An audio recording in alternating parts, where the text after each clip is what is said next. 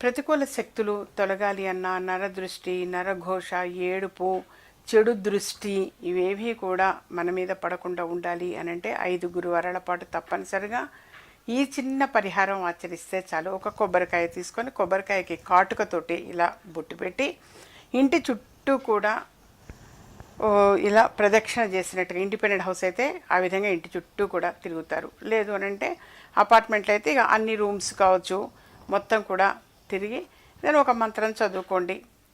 ఏ నరసింహస్వామిది కానీ దుర్గా అమ్మవారి మంత్రం కానీ మీరు తప్పనిసరిగా అవి చదువుకోండి నాన్న. లేదా ఓం దుమ్ దుర్గాయే నమః అదేనా అనుకోండి. అలా మీరు ఆ మంత్రం చదువుతూ ఇల్లు మొత్తం కూడా చూపించి గృహ యజమాని కూడా ఒక 7 సార్లు దృష్టి దోషం పైనుంచి కిందకి దిగదుడుపు అనేది చేయాలి. చేసి పారే నీటిలో వదిలేయాలి.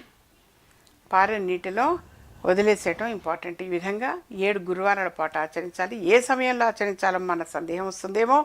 సమయానికి మీరేమి తప్పనిసరిగా ఈ సమయము అనేమి లేదు.